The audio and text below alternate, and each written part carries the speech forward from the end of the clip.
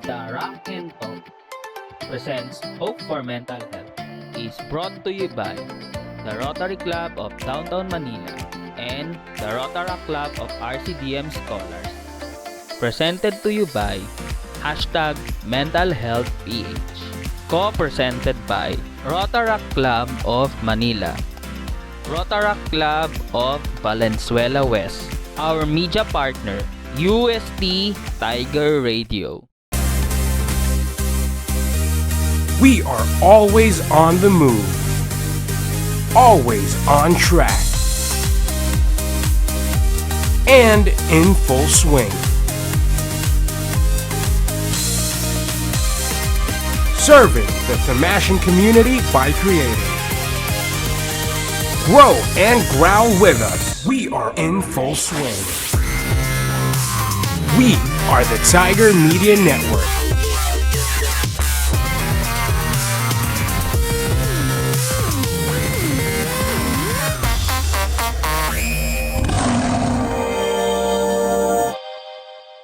So, good day to everyone. So, welcome to RAC N Talk podcast presents Hope for Mental Health. This podcast helps you on fighting challenges towards mental health and champion it to our society. Don't forget to follow us on our social media pages at facebook.com/RAC Scholars, YouTube and Instagram and Spotify at RCDM Scholars as well. Don't forget to evaluate our episode at the link on the description so that we will know how you will serve better on the upcoming episodes. Hello, everyone. I'm Mr. John Christian A. Arrogante, the project head of the RAC and Talk of the Rotaract Club of RCDM Scholars. And I'm delighted to be your host for today, as we will have another important topic that affects us all, mental health.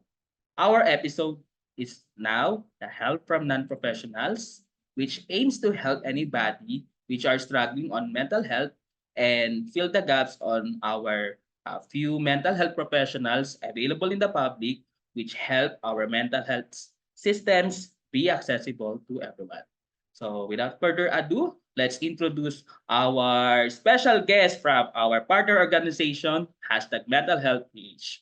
She is a registered psychometrician and human resources professional. She finished her Master of Public Management, major in Public Policy and Program Administration degree from the University of the Philippines Open University, and received her bachelor's degree in Psychology and Management from the University of the Philippines Visayas, which she graduated as cum laude.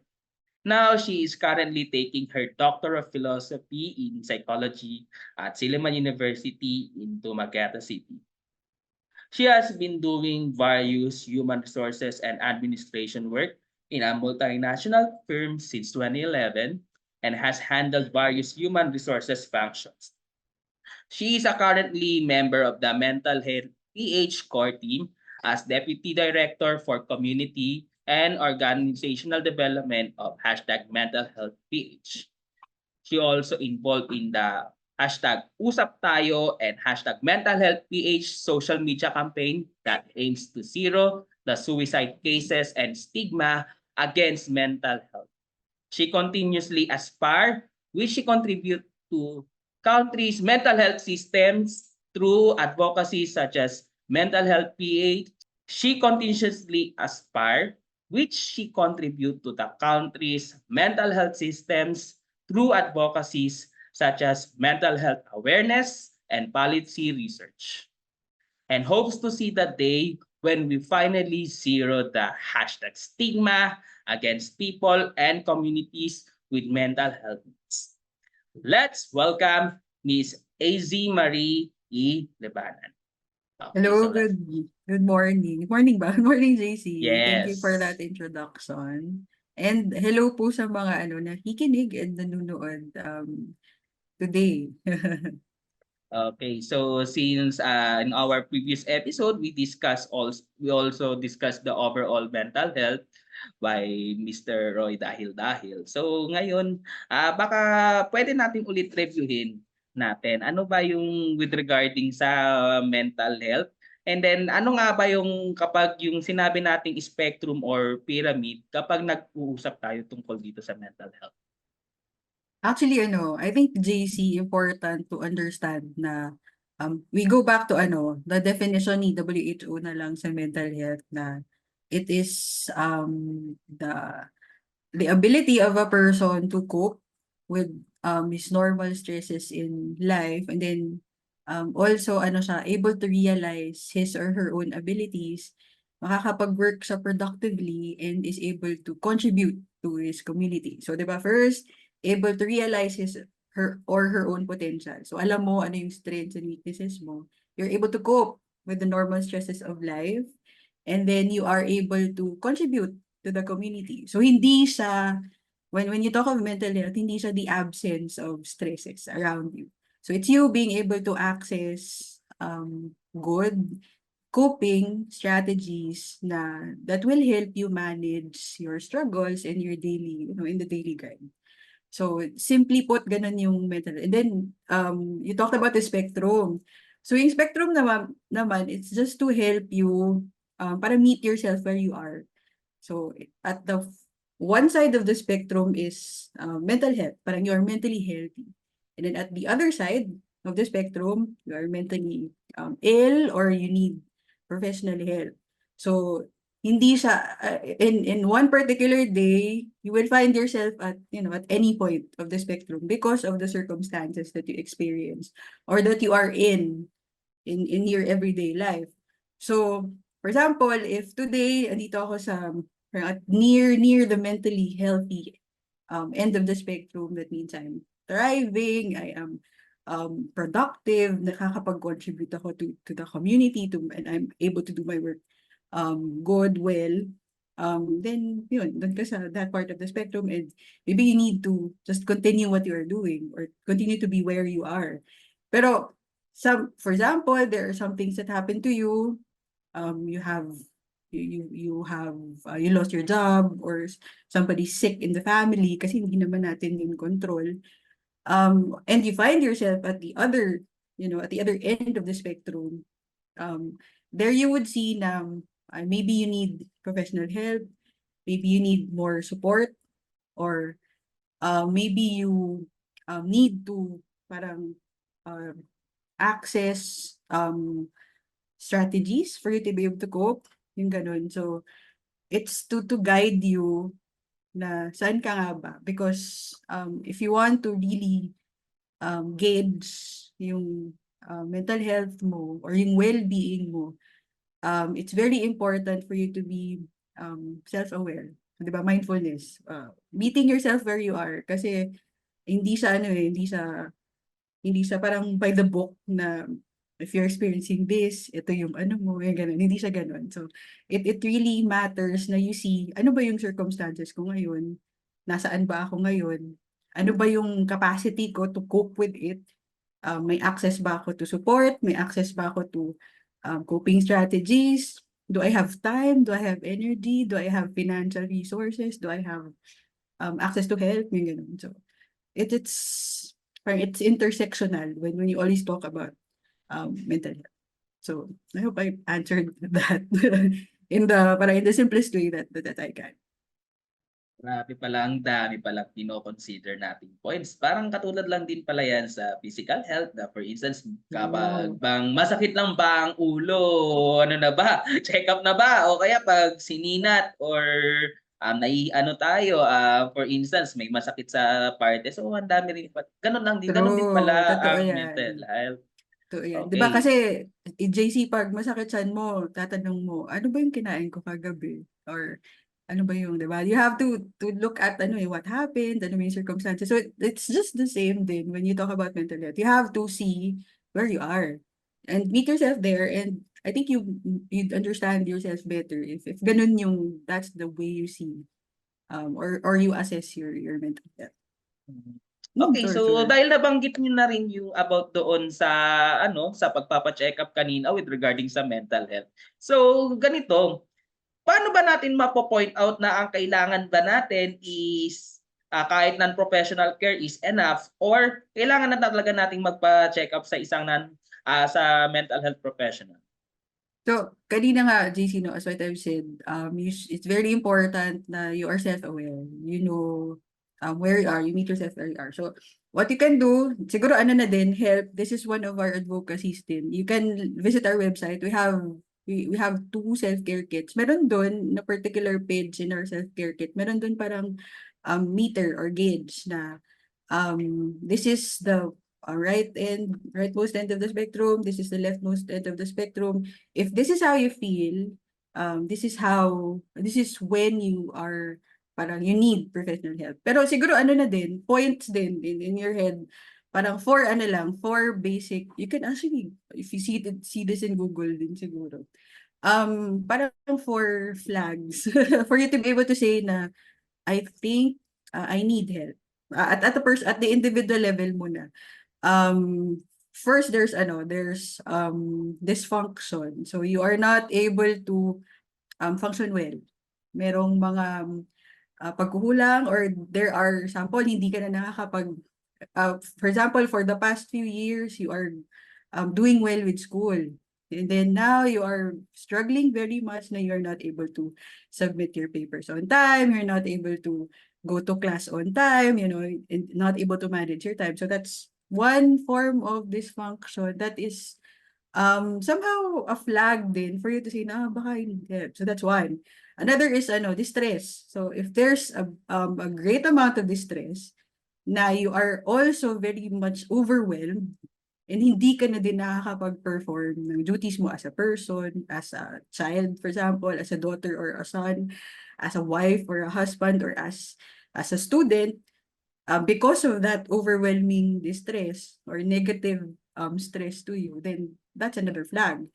Another is danger. So if you're posing a danger to yourself or to others, then that's another thing to consider din. And deviance. So, di ba, we have social norms.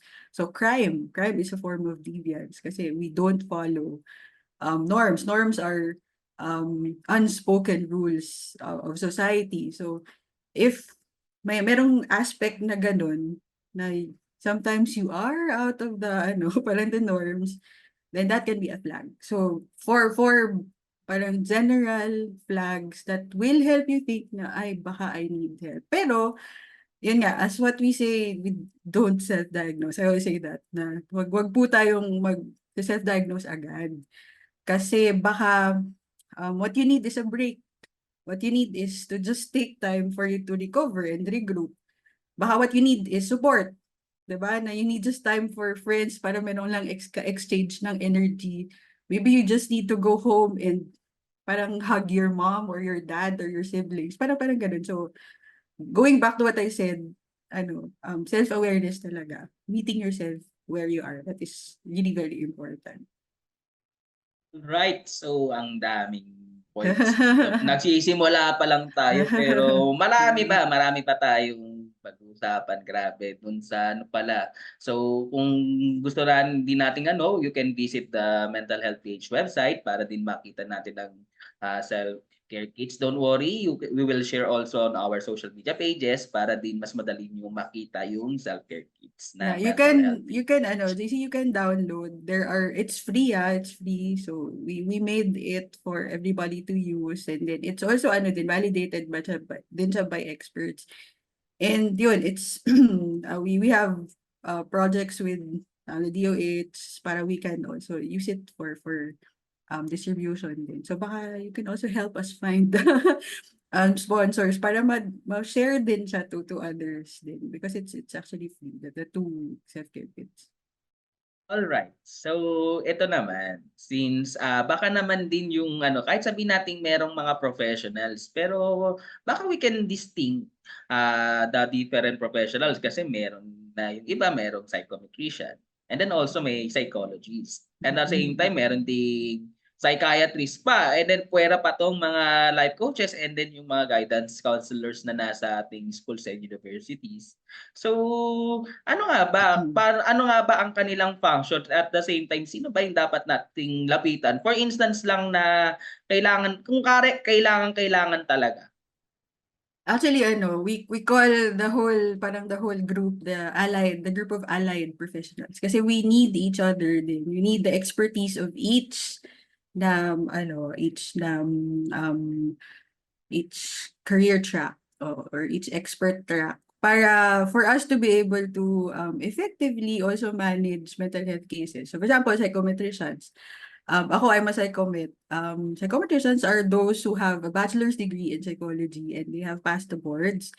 And actually, yung function is we're able to administer tests, and we can somehow are able to interpret also your test results. And then the psychologists naman have a master's degree in psychology, and they have also passed the boards, and they're able to the tests that we, for example, the results that we give to the psychologists, they're able to validate it and then use these results for to help to aid them in, for example, if nagpa-check up ka or you had a session with a psychologist, then gagamitin niya yung assessment results mo to see ano ba yung kailangan mo. So, do you need ba therapy? Do you need ba a certain case management program that for your particular case? Si psychiatrists naman, they are medical doctors who have specialized in psychiatry or they can give medicine. Actually, psychologists can prescribe.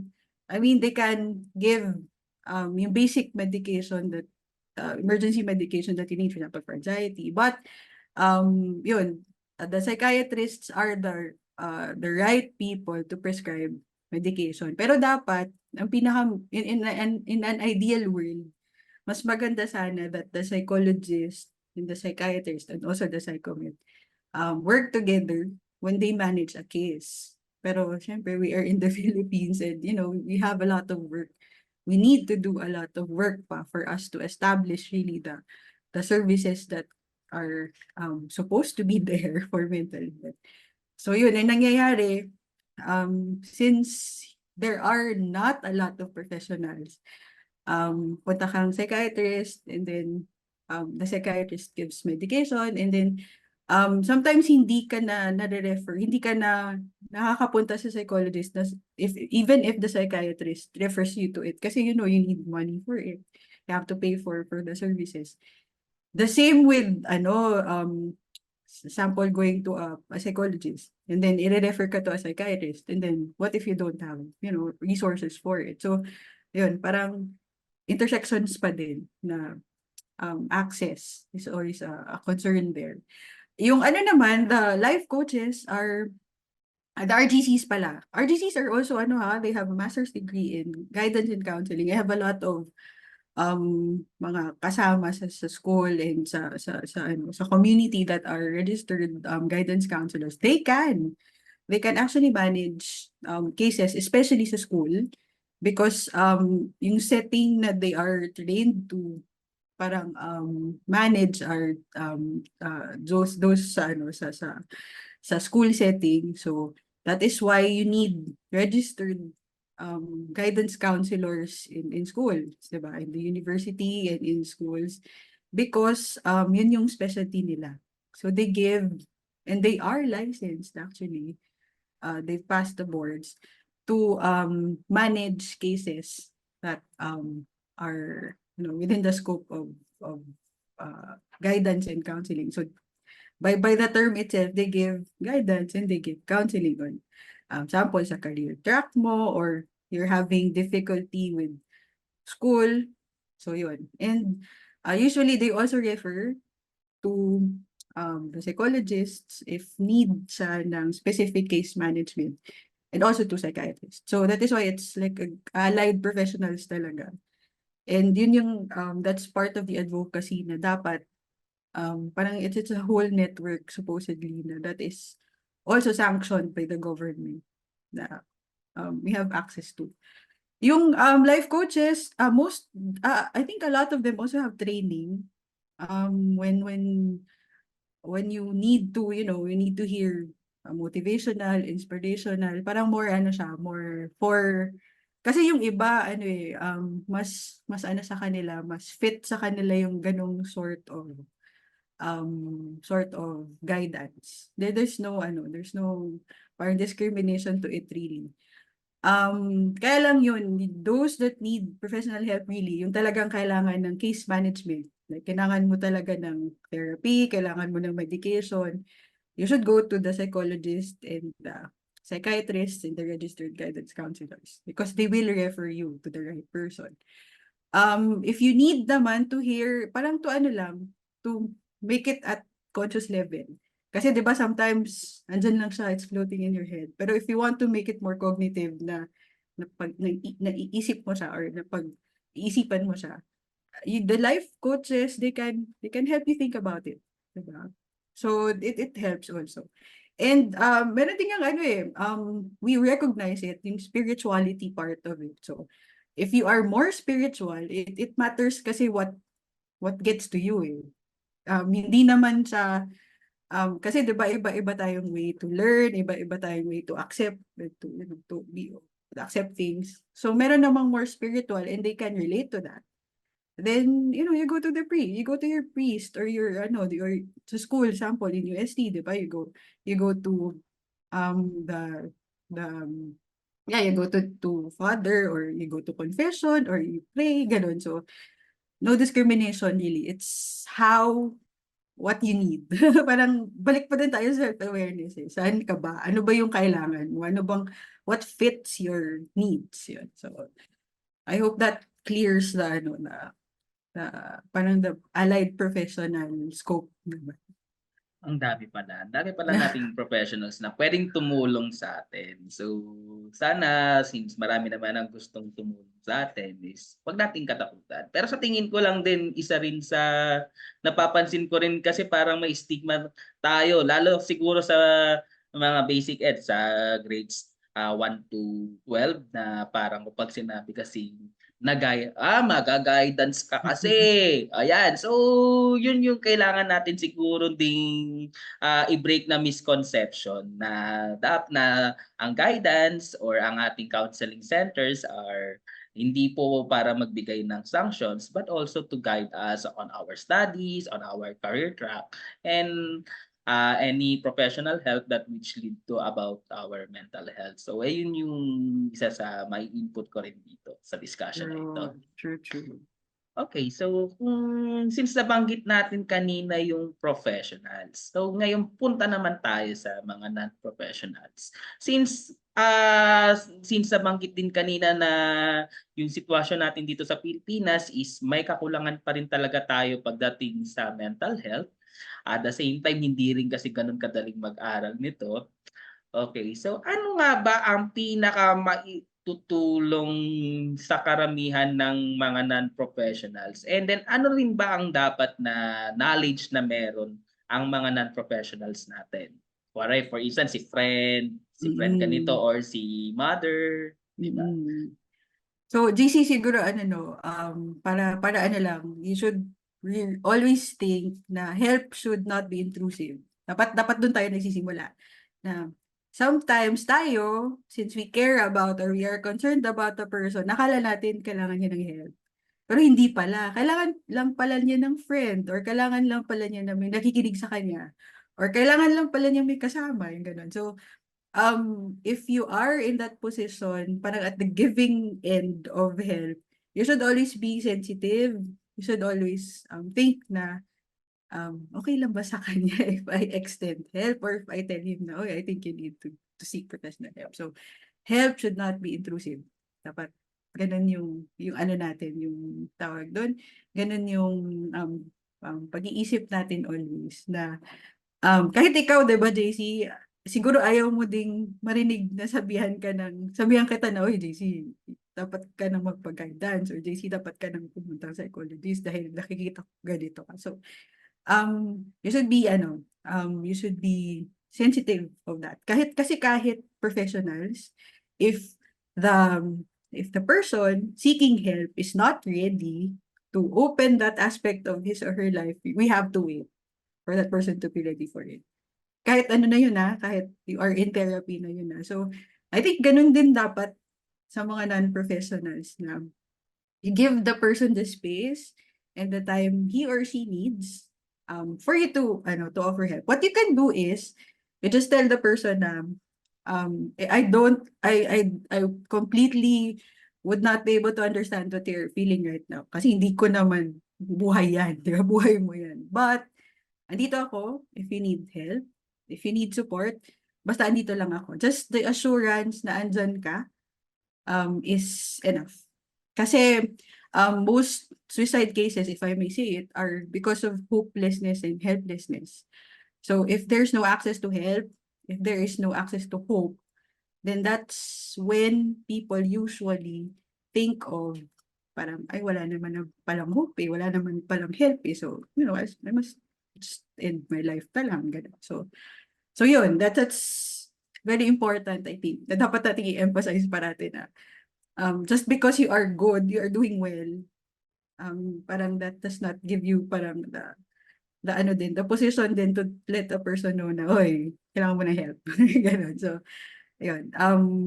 That's one. And then, if you really see na ang person, di ba nagsabi ako kanina ng 4Ds na flags. So, if danger na talaga to self, and then unable siya to, parang to say for himself na kailangan niya ng help. Yung hindi na siya at that particular point na able to make decisions for himself or herself na siya. Then, that's when you can ask the help of sample of the police, so, diba? Or you bring to the emergency room, yung mga emergency cases talaga. Pero yun nga, if you are a friend concerned, what you can do is just be there, listen to sample nag-share siya about his problems. What you can do is active listening. Active listening is it does not require you to give advice. Kasi one part of giving help din is you being ready to to take in all of that energy from that person. So ready ka ba for that? And kahit nga, diba, the professionals are trained to manage that kind of parang exchange of energy. So dapat ikaw din, you should be aware na ready ka for that. Kasi yun nga, we don't want more harm than good. Kasi yung intention mo is to help, pero after mo palang mag-help, ikaw pala yung may negative effects sa'yo. So, dalawa na kayo that needs help, di ba? So, you also have to be sensitive to that din. So, sabi ko nga, active listening, you can just be there and be conscious of the things that are also not being said. So, part yun ng active listening na. One strategy nga sa active listening is, to repeat what a person says. Sample sabi niya, I wasn't able to submit on time kasi I had this, nagkasakit lola ko, I had to bantay sa hospital and things like that. Repeat lang, bakit gano'n? Anong nangyari sa lola mo? Gano'n ka ba katagal nagbantay? Gano'n. So, just repeating yung mga sinasabi in a conversation, it means na you're listening. So, isang strategy yun to make the person feel na he or she is being heard. And another is practical support. Kasi sometimes, 'di ba, magagandang words are just magagandang words. Parang sasabihin ng tao na sinasabihan mo, "Uy, kaya mo 'yan, go, Aja." Hindi mo naman, hindi mo naman mabibili ng gamot 'yun, 'di ba?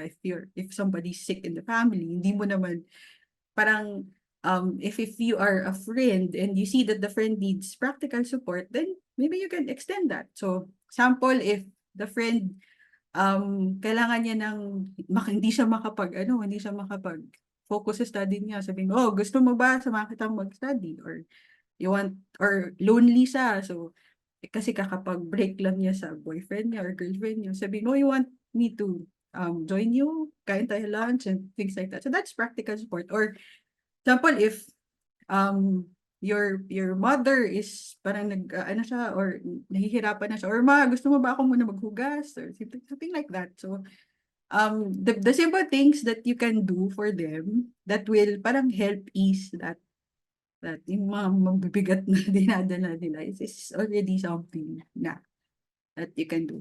Pero yun nga, if it's in an emergency case, you always have to defer and you always have to seek professional help. Ang make sure lang that you are there while the person is not really stable. Huwag niyo silang pabayaan until professional help comes or arrives. So I hope that answers the question. Hey, I think you're on mute. GC. Okay, okay. So, all right. So, ang dami palang naging Dami kong discussion sinasabi. dito.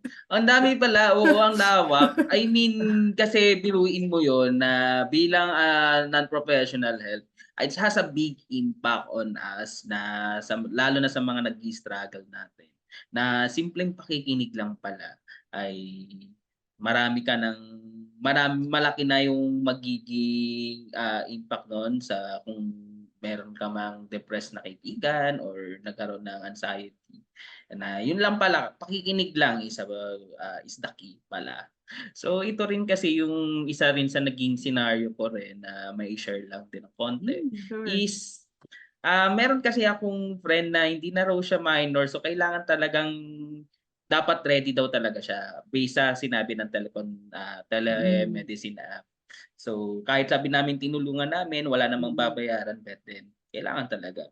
Pero for instance din na kasi syempre nagiging concern lang and then for instance ba na kung for instance na hindi talaga magiging ready and then dumating na sa point na wag naman talaga sana mangyayari eh nandun na siya sa pinaka harm na at the same time yung danger. So talaga bang kailangan ganun lang talaga as in wait lang kasi I don't like No, as what I've said nga, if on in emergency cases, you are actually, parang you're morally obliged to also, kasi malalaman mo naman yun 'di ba, na danger, nagpo-post na siya ng danger sa self niya. You can always ask for help sa authorities. Kasi kung ikaw lang, syempre, alam ko matatakot ka. So, you can ask help from the police or you can call the emergency room. There are a lot of parang places of authority that you can also call para din ikaw, ka din, parang hindi ka din takot mag-help. Kasi you are just doing your moral obligation to your friend also na trying to protect the person. And then the person also for sure has a family. So dapat din due respect to the family din, you also have to inform. Example, if kaibigan mo yun, even if nag-aaway sila ng nanay or tatay niya, or even if may conflict in the family, you really have to inform somebody from the family or a relative that can help. Rather than take it diba, with your own hands. Kasi you might encounter ethical moral issues in the future if ganun. So, yun siguro okay ma'am. So all right. So related to the person. okay, ma'am. So since nabanggit na rin naman natin kanina yung check-up is katulad din sa physical health na maraming consideration. Dito rin ba sa mental health, meron din ba tayong first aid dito? Oh yes, of course. Merong first aid. Pero for you to be able to, ito na yung part na yun, JC, siguro na I have to say na it needs training para you are able to give psychological first aid. Kasi nga, as what I've said, dapat ready ka for it. Kasi baka after mong mag-administer ng PFA, ikaw yung magka-transference. And then ikaw yung will be the next person to need help also. Kasi baka may mga trauma that will arise from you. Meron ka ding mga issues that you have to deal with na will affect you. So it needs a trained professional para makapag-administer. You need training really for you to be able to administer first aid. What I can suggest, yung sinasabi ko before na be there para be there until professional help arrives. Make sure that your friend or somebody who needs emergency help is stable. Yun yung pinaka magandang gawin dun. For example, basic grounding. You can actually download these sa WHO na site. They have a lot of grounding exercises. Example, meron nagkaka-panic attacks, diba? Hindi na sila nakaka-breathe.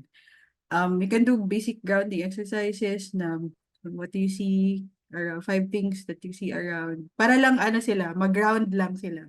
Example, if meron nang nag-ano, no, hyperventilate na siya, no, and hindi na siya makahinga. So, ground lang. And siguro 2 feet on the ground. And you just ask him what you see, 5 things you see around, yung ganun. Para you make the person stable, ground the person until professional help arrives. So, yun. Siguro Ayun that's pala. one. Ang dami pala. So, ayun pala yung pinaka pwede nating maging help. At the same time, hindi rin kasi pala pwedeng anyone can be ano pala magbigay ng first aid. Katulad din pala ng physical health. So, Diba? We have, kahit sa ERT, there are trained first aiders din. So, kahit ganun din din yung siya. CPR, may training din kahit yung Yes, basic na yes. CPR. So, nabanggit na nga lang natin, baka mayroong magka-interest na mag-training ng ano, saan ba tayo pwede kaya mag-training kung sakali na nga, kung pwede tayo magbigay ng psychological first aid? Actually, there are a lot of agencies that offer PFA training. Kaya lang it will they will assess if you need the longer training ba or you already have psych background na you're able to understand concepts na para you just need the shorter training, yung ganun. So, maybe we can share. I just don't have access to it lang. Pero there are a lot of, I think PAP also has offerings of PFA programs.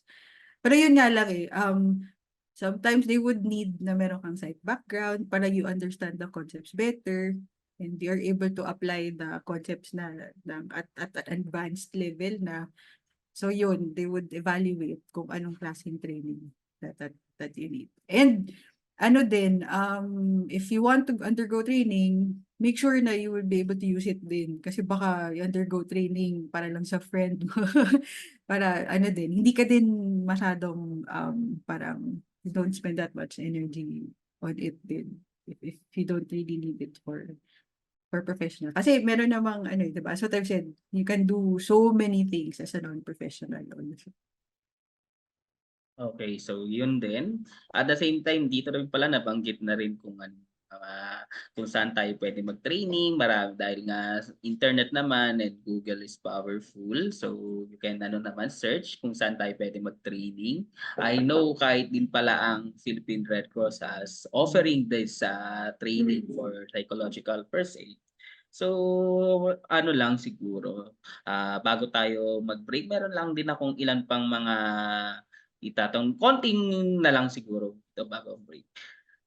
Okay, so kasi for instance, ito bang mga nararamdaman ng mga patients natin, how valid it is? Ito lang medyo gawin natin ito dahil naging divisive sa internet ang usaping ito na for instance dahil nag-propose ang boyfriend na nag-propose pero ang sing-sing is nagkakahalaga lang ng 299 pesos at nabili sa isang shopping app. So, tinanong niya kung gaano ba valid yung feelings niya. Sige, try nating sagutin in professional way. Actually, all feelings are valid naman. Kasi diba, hindi mo alam yung story behind it. Even professionals need to see your case history before sila makapag-draft ng case management for you. So, interviewin ka, tatanungin ano ba yung pinagdaanan mo, anong trauma and everything. So, I would say na every story is valid. Kasi experience mo yun. Lived experience mo yun. Sino ba ako to say na hindi mo dapat maramdaman yun, di ba? So, I think lang din, it's blown out of proportion in the internet. Everybody wants to have a say on it. Ako nga hindi ko na pinansin yun kasi parang sinasabi ko, bakit naman,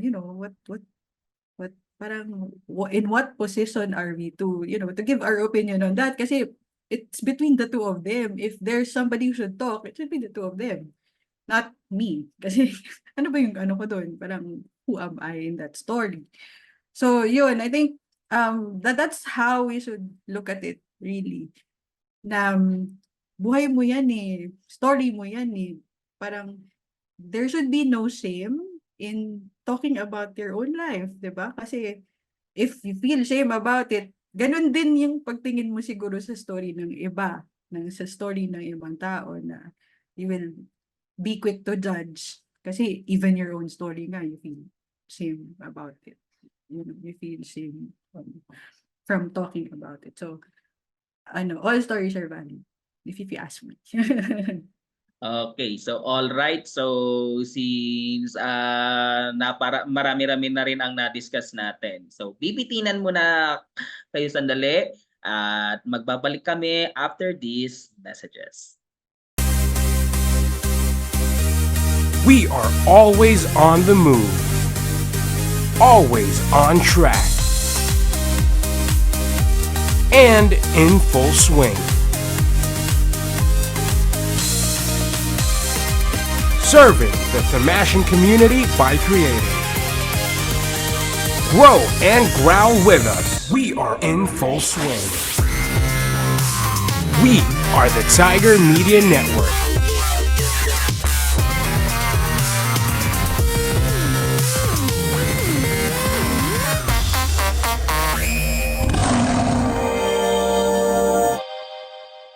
Right, we are back. But before we proceed to our discussion, we just want to say that our group are open for donation. To be able to reach more beneficiaries and help us on different charity events and youth programs, you can donate to our treasurer, Ms. Colleen Kate Cruz, through GCash number at 0999-965-5186, which also flash on your screens. We also accept different in-kind donations. Just message our Facebook page on how you can donate. Before we continue, also, we want to acknowledge the participation of the PNU peers from the Philippine Normal University and from the accredited clubs and student organizations from the Technological University of the Philippines. And then as well as we also want to extend our gratitude to the school division offices from Calabarzon and the cities of Mandaluyong, Navotas, Valenzuela, and Caloocan, and others from the National Capital Region and Transfer Luzon. Okay, so please don't forget to share our episode and don't forget to answer the evaluation form at the description. And also, please expect a mini game after the episode. So, all right, let's back again to our exciting discussion. So, ang isa sa ating itutuloy na discussion, no, kasi sa tingin ko lang din na meron tayong mga common mistakes about sa pag-help natin sa anyone. So, ano nga ba yung ilang common mistakes and how we will correct that common mistakes kapag tumutulong tayo sa isang someone na nag-struggle or patient? JC, siguro, going back to what I said earlier, yung assuming na kailangan ng help ng person. So that's one, I think, common din. Kasi pero out of concern naman, I think that's where we are coming from. It's from a place of concern, a place of love na gusto nating tumulong, pero that person pala is not ready for it. So, be sensitive, you can ask naman you need help ba? If the person says, it's okay, I'm okay, then respect that, honor that, kasi nagaling na sa kanya yun. Hindi mo wag mo namang sabihin na, ay, hindi, kailangan mo ng help, ganon. So, it should not be intrusive. That's one, I think, that we should be sensitive about. And then, siguro din, when a person shares to you, don't make it about yourself.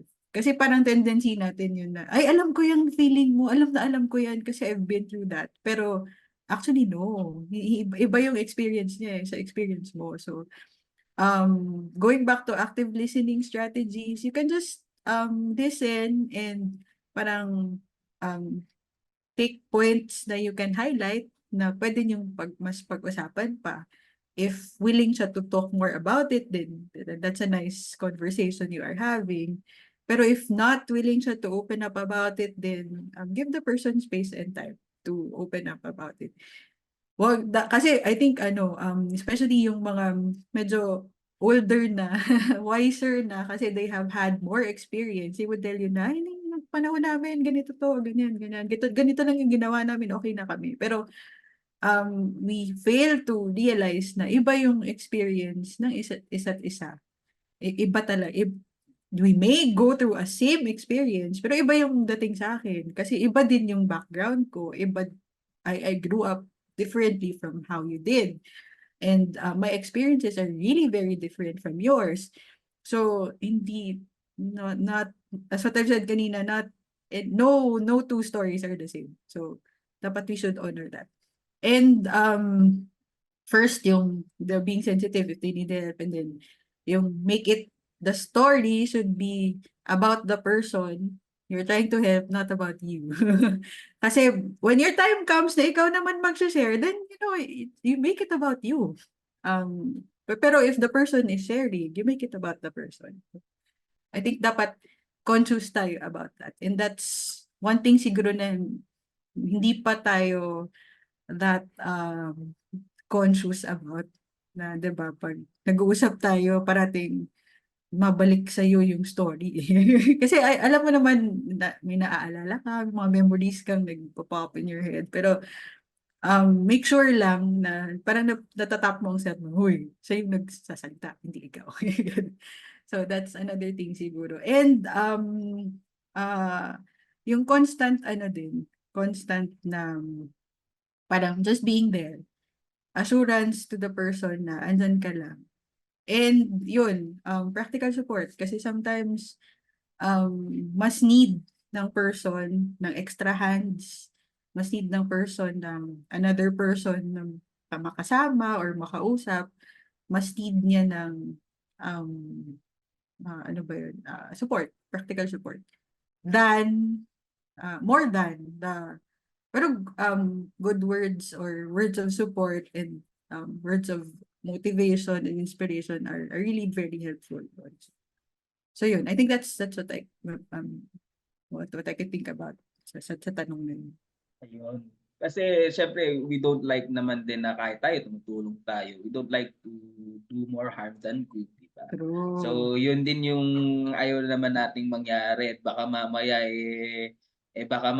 dun pa tumaas dun sa level ng dun True. sa spectrum eh. So, yun yung kaya Kasi, rin. and also JC, just to add to that, kasi when you talk about the helping relationship, yung dynamics doon, it's also a power dynamics din, di ba? Kasi somebody is at the giving end of help, somebody is at the receiving end of help. So if ikaw, at the receiving end of help ka, yung feeling mo nun is, syempre you are, parang you're small or you are low, di ba? In a power dynamics na relationship. Syempre, pag ikaw yung nag-give ng help, you should not let the person feel smaller, or you should not let the person feel more helpless. So, dapat yun yung inaano natin, yung ina-avoid natin, na you are there to give support, but you are not there to make the person feel smaller kasi kailangan niya ng help mo. Hindi ganun supposedly. Dapat the person should feel bigger nga eh, kasi I have extra hands. I have another friend who listens to me. I have another person here who is willing to give me more energy kasi I need it. Yung ganun. So dapat that's how it should be in the dynamics. Pero may follow-up ko lang din pala dyan sa nai-add nyo kasi ito lang din po. Kasi hindi kaya, it's the other way around ang nangyayari. For instance, kasi ikaw nag-struggle ka kapag tinutulungan ka kasi parang hindi ba parang nagiging na parang ano ba yan, tinutulungan ako para it feels na magiging inferior ka. At the same time, kasi kapag tinulungan ka, hindi kaya parang mas mag-a-add pa siya ng stigma. So ayun yung isa rin sa ano ko lang din. Nag-iisip ko na parang kasi dahil tayo bilang isang sinasabi natin matapang tayo, malakas tayo, hindi natin kailangan ng tulong ng iba, kaya ko to. Hindi ba parang that's the way na kaya rin yung iba ayaw mag-ask ng help or else lumalala yung sitwasyon. True. Actually, yun din yung isang parang that's a double-edged sword, side of it, na yung person din, hindi pa siya ready to accept help. Pero yun nga eh, if you are the person na nagbibigay, nag-o-offer ng tulong, dapat i-honor mo yun. Kasi, and we know that is because of the stigma din. Kasi diba sa Paul, lalaki ka, macho ka, you don't need help, you don't cry, ganon. So, if ikaw, you see na kailangan niya ng help, but hindi pa siya ready for that, then wala ka talagang magagawa. You should really give that person the space. Kasi dadating din ng time actually na marirealize niya, especially when you are there ha, na constantly telling the person na andito lang ako for support. Marirealize niya na, ay, oo nga pala, I really need support. So, tama yung sinabi mo, there's still stigma to that. Kaya nga, we are doing all these advocacies para to let people know na it's okay to ask for help. Kasi help is something that will make you better. Di ba? Hindi siya something that will make you feel smaller. Hindi siya something that will bawas to your kamatsuhan or di ba, pogi points or whatever. That will make you feel inferior. Kasi we believe nga, vulnerability is strength. Being able to be out there with your vulnerabilities, it is a form of strength. Kasi not everybody can do that. Na to fully be aware and embrace yung mga pagkukulang mo, yung mga weaknesses mo, yung mga vulnerabilities mo. That's a form of strength. So, dapat part din yan sa ano natin, sa awareness advocacy natin na okay lang. Okay lang to be out there, not being strong. To being vulnerable. Kasi, yun nga eh, human as we are, we all have vulnerabilities. Hindi naman tayo si Superman, diba? We don't have, even Superman has a weak point. So, yun. I think that dapat yun din yung parang complan natin if we want really to raise the advocacy na okay lang to accept and to give help also. Yun pala. So kaya pala din ito rin yung isang reason, 'di ba, sa base sa mga pag-aaral natin, mas marami talagang nag-i-struggle na males compare sa females pagdating dito sa mental health dahil nga dito sa vulnerability Yeah, na 'to. very cultural din siya. Mm. So ito lang ma'am, since for instance na, ito ready na si one's person, ready na si patient. So meron ano naman ang pinaka pwede naman nating maging help 'pag ready na si patient na mag accept ng help? So, pwede mo siyang samahan dun sa dun sa ano niya, sa check-up niya, 'di ba? Parang support, sige, I'll go with you or gusto mo hatid kita doon or hindi mo naman siya sasamahan sa office no, na, sa clinic ni doc no or ni psychologist no. But one way is to ano parang encourage the person na you are doing one big step towards your wellness. So this is, and this is us supporting you for that. No shame on what you're doing. So that's one form of help na encourage mo siya na sa ano niya, sa endeavor niya to seek help. And then after that, pwede mo din kamustahin. Also, how was it? If wala, hindi pa siya, kasi ano yan eh, nakakapagod actually. Very exhausting when you go through therapy or when you go to a checkup. For example, kasi you have to open up, you have to talk about a lot of your trauma, you have to talk about a lot of your life, about your life. So, if okay na siya to share about it, you can ask, go, kumusta? Was it good ba? Do you need a better doctor? Or, good, okay ba siya? Would you recommend it to another friend? Yung ganun. So, make it, normalize it. Parang, the same as when you go to a medical doctor na nagpa-check up ka dahil masakit chan mo or masakit ulo mo. Diba? Tatanungin mo, kumusta yung check up? Anong binigay sa'yo yung gamot or ganun? So, we should somehow normalize also parang the act of going to professional help. Okay, alright. So ito na lang din, follow-up question. So how long tayong dapat na tumutulong? So as long as din ba na kahit nasa post-recovery stage is kailangan pa rin ba tayo? Ano, I think ikaw din, dapat tatanong mo sa self mo, hanggang saan ka ba, saan mo ba kayang tumulong? Kasi, help is in itself, exhausting din siya kasi nagbibigay ka ng energy, diba? So, ikaw, you should ask yourself. And then, I think kasi if a person needs help, mag-a-ask siya ng help. So, especially if close kayo, diba? So, uy, samahan mo naman ako doon, diba? I need to, natatakot ako mag-check up or nahihiya pa ako. So, can you, so pwede mo ba akong samahan? So, you can go and you can, kumusta? Pero if you're not, if you're not in the proper parang in the proper space to also give help, then don't. Maiintindihan yun na tao. Kasi alam din naman niya yung feeling, di ba, ng you are unable to also give energies or give help to others. So, nasa sayo yun hanggang saan ka pwedeng tumulong or hanggang saan yung parang capability mo to be there for another person. Kasi at the end of the day, you also have to, di ba, fill your own cup. Kasi you cannot give what you do not have. If empty na yung cup mo, ano pa yung, di ba, what really pour pa from an empty cup. So, you also have to go back to yourself din. Go back pa din to self-awareness. Hanggang saan ba ako pwede mag-give? So I think that's. Okay. So, since nabanggit nyo na rin kanina yung with regarding to ourselves. So, sa tingin ko rin, ito rin yung ang pinaka talagang unang tutulong dapat sa ating mga sarili ay ang ating mga sarili talaga mismo. True. So, ngayon, ano ba ito kapag sinabi nating self-care? And then, ano ba itong ginagawa dito pag sa self-care?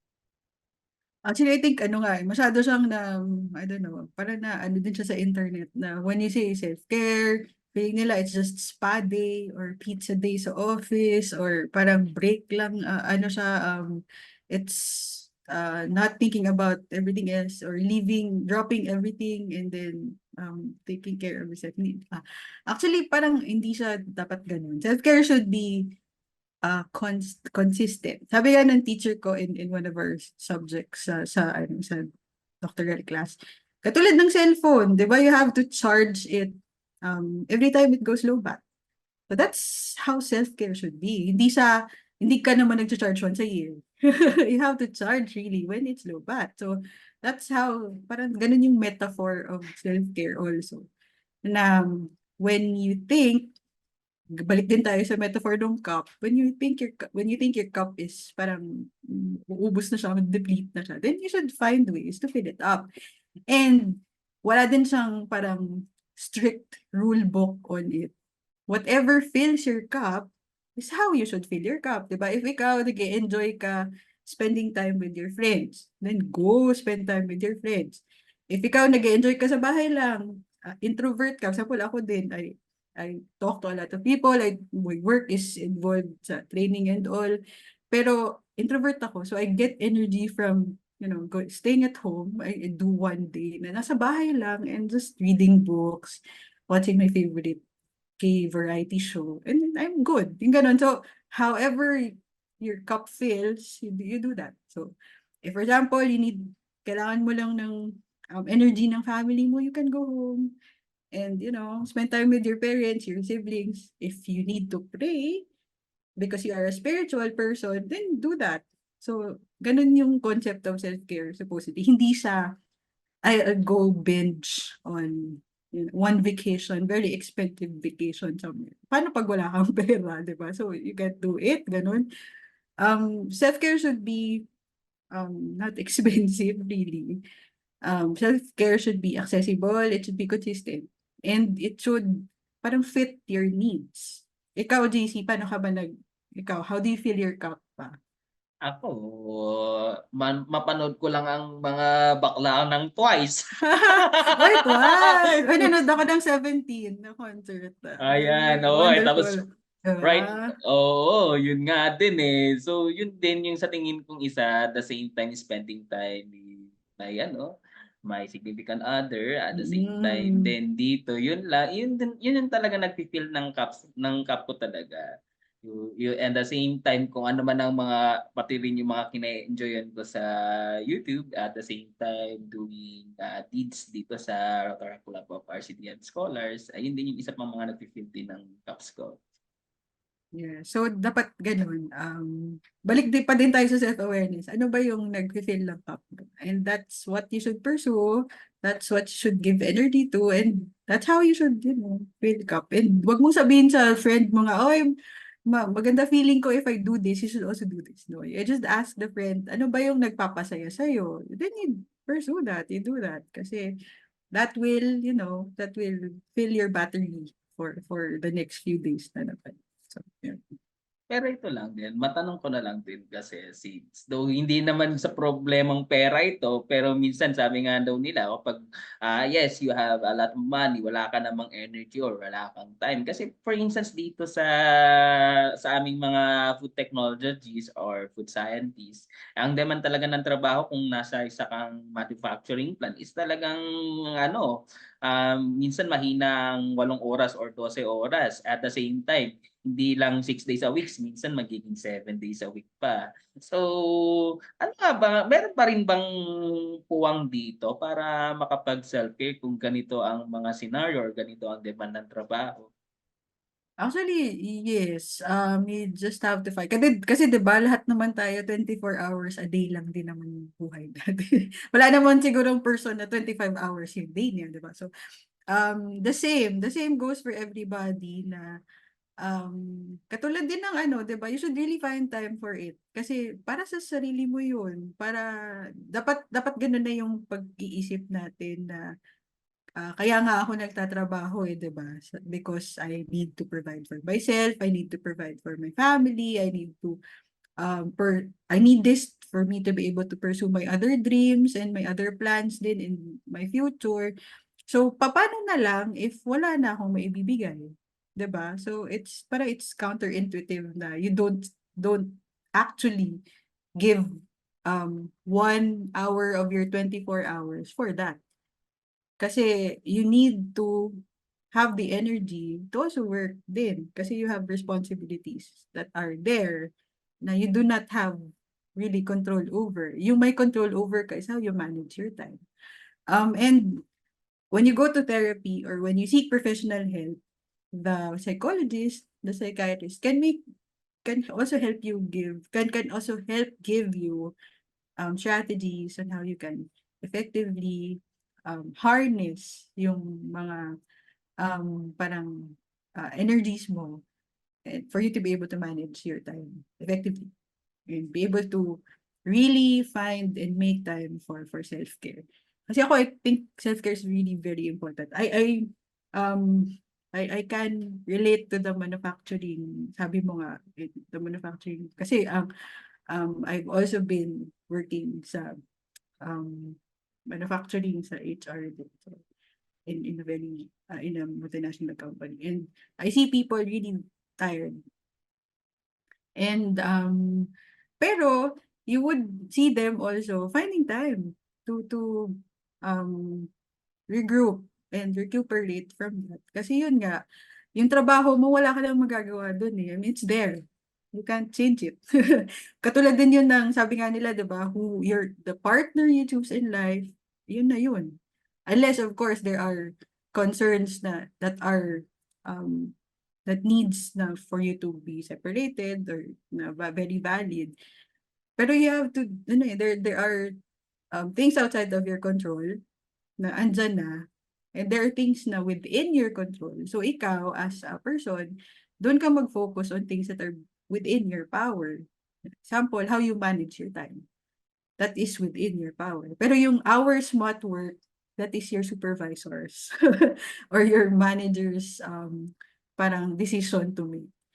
What is parang after that or beyond that is doon naman yung realm of parang your locus of control, and that's where you should focus on. Para hindi din, yung feeling mo hindi futile yung parang energies mo to try to adjust and adapt.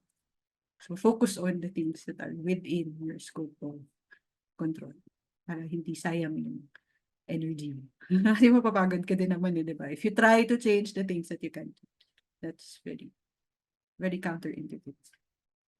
Wow! So, ganun pala talagang make time. Kung walang time, edi gumawa nga daw. At the same time, I think that's the most precious richness in our world is the time. It's not the other yaman sa mundo. So ngayon dahil nabanggit pa rin natin ang self-care, pero I have also someone read na ang self-care daw ay it's not just only about ourselves but involves others. So what's your take about? Yeah, actually, taking care of yourself is also taking care of the people you love. Kasi 'di ba, if you are at the receiving end of help, then people would need to take care of you. So if you are taking care of yourself, then that is one way na the people around you or your family can have time to take care of themselves also. So it's a parang isa siyang ano, ripple effect siya. If you're able to take care of yourself, then yung mga tao sa paligid mo, they're also able to take care of themselves kasi hindi ka nila, 'di ba? Hindi na nila ikaw iintindihin kasi you can take care of yourself. And also, if you're able to take care of yourself, you are thriving or you're able to cope with your stresses in life. You're also able to help others. You're able to, ikaw, JC, you're able to do volunteer work. Also, kami din, we are also able to contribute to the community. So that's also one way how self-care ripples. Na hindi lang siya selfish. It also has an effect on others. Kasi 'di ba ikaw, if hindi ka distressed, yung energies mo can also be felt by others. Hindi, alam ng tao pag you have positive energy, they'll flock to you. Usually,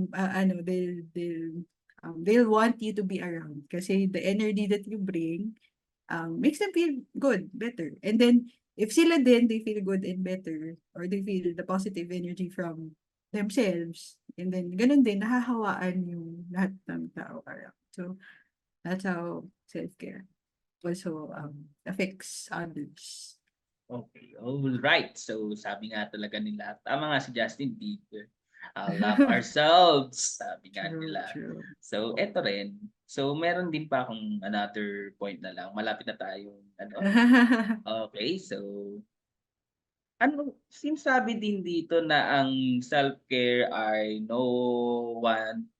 one size, no, wala tong one size, ulitin ko na lang yung question, sorry. One size So, fit all. para ulitin ko po. Okay, for the purpose of recording, okay. It's okay.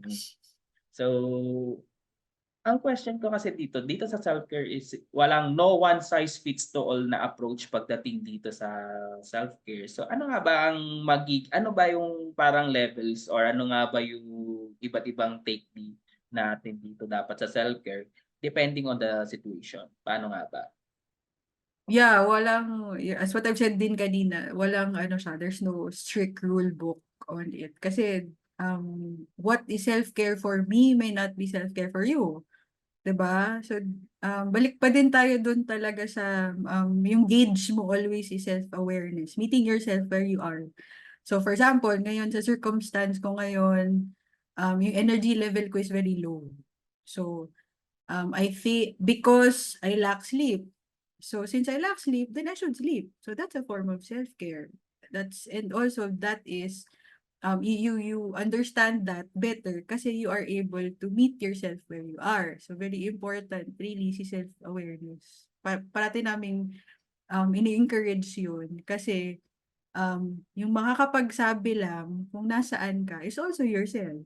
Hindi naman ako, 'di ba? I can't say nga, JC, your energy is low now. No, I can't say that, 'di ba? Ikaw lang makakapagsabi na wala akong energy today. Okay, so if you don't have energy today, ano ba kailangan mong gawin to be energized or to regroup?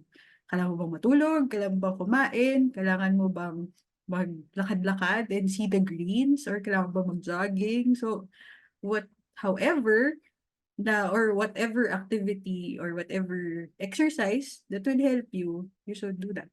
Pero yun nga, assessment really ng self talaga. Ano ba yung kailangan ko today? So example, if I have a lot of deadlines, so hindi ko siya, nasistress ako kasi hindi ko siya matapos. O ano bang gagawin mo doon? Siyempre you prioritize. Ano ba yung unang deadline? Ano ba yung unang kailangang matapos? Ano ba yung mas importanteng subject dyan if hindi talaga siya kayang matapos in one day, di ba? So, time management, ganun. Or how you prioritize. And ano ba yung pwede kong i-give up? Ano ba i-compromise dito sa tasks in my pile? Ano bang pwede today? Ano pwede bukas? Ano pwede the next few days? Para hindi ka din masyadong loaded for the day. So yun, and that's a form of self-care kasi you are also taking care of yourself na you are able to manage yung mga daily na challenges and daily responsibilities that you have to attend to or you have to do. So yun. Okay, so ayun yung mga ilan-ilan sa self-care tips na tinatanggap Pero ito lang din, balik tayo kanina dun sa help. Ito, why we need to help someone? Still a basic question. Ano yun? Why do you need to help? Someone na, for instance, nag-struggle. For instance, ano bang pake ko? Sabi nga naman natin, buhay naman niya yan. Hayaan natin siya. Pero, di ba, yung mga ganun bang level? So, for instance na, ayun. So, ano nga ba yung reason? Bakit ba natin talagang, ano nga bang, bakit nga ba tayo kailangan tumulong sa bawat isa? Lalo na dito, pagdating sa mental health. Siguro ano din, kasi humans are naturally parang relational beings. We can't live by our own, di ba? Hindi pwedeng tayo lang. We are wired to have relationships, di ba? Friends, family, and everybody. So if you see somebody struggling, ano mo yun, nature mo yun to help.